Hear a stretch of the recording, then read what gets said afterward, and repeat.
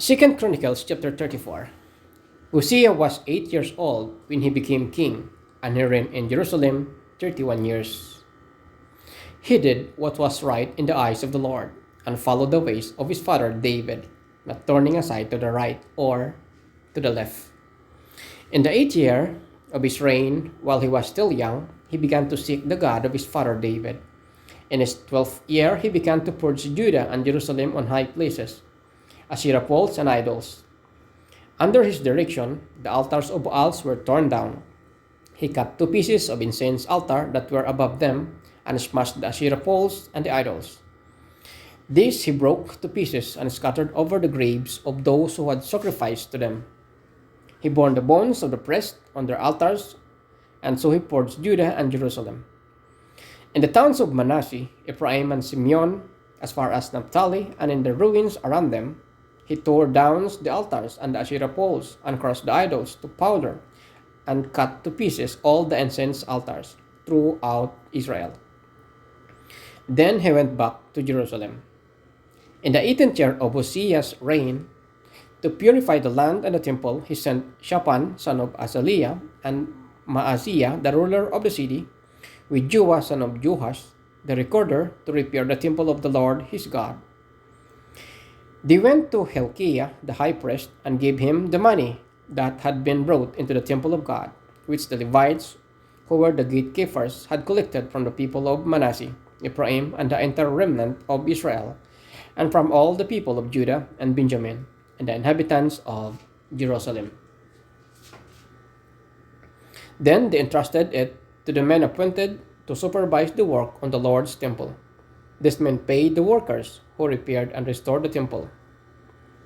They also gave money to the carpenters and builders to purchase dressed stones, a timber for joists and beams for the building that the kings of Judah had allowed to fall into ruin. The workers labored faithfully over them to direct them were Jahath and Obadiah, Levi's descendants from Merari, and Zechariah and Meshullam, descendants from Kohath. The Levites, all who were skilled in playing musical instruments, had charge of the laborers and supervised all the workers from job to job. Some of the Levites were secretaries, scribes, and gatekeepers.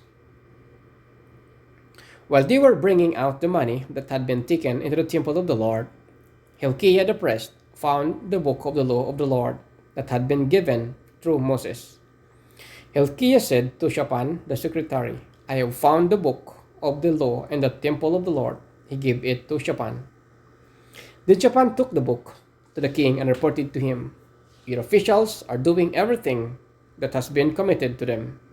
They have paid out the money that was in the temple of the Lord and have entrusted it to the supervisors and workers." Then Shaphan the secretary informed the king, "Hilkiah the priest has given me a book," and Shaphan read from it in the presence of the king.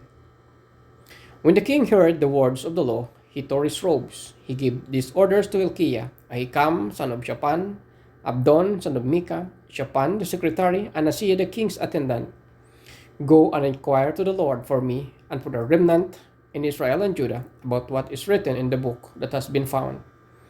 Great is the Lord's anger that is poured out on us, because those who have gone before us have not kept the word of the Lord. They have not acted in accordance with all that is written in this book." Hilkiah and those the king had sent with him sent to speak to the prophet Huldah. He was the wife of Shallum, son of Tukath, the son of Harash, keeper of the wardrobe. She lived in Jerusalem in the new quarter. She said to them, "This is what the Lord, the God of Israel, says. Tell the man who sent you to me, this is what the Lord says. I am going to bring disaster in this place and its people.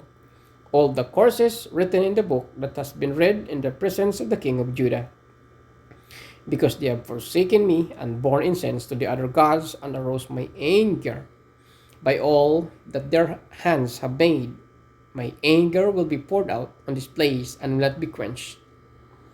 Tell to the king of Judah, who sent you to inquire of the Lord, this is what the Lord, the God of Israel, says concerning the words you heard.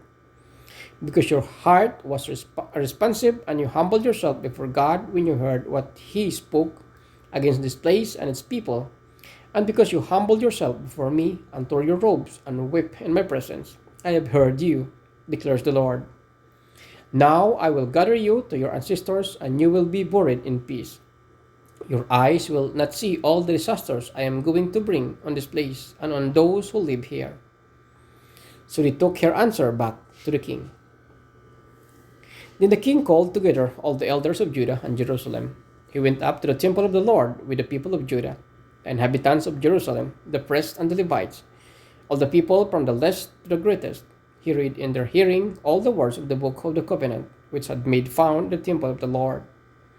The king stood by his pillar and renewed the covenant in the presence of the Lord, to follow the Lord and keep his commands, statutes, and decrees with all his heart and all his soul, and to obey the words of the covenant written in this book.